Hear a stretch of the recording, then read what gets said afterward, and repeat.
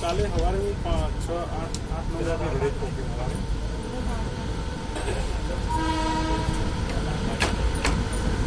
બરાબર.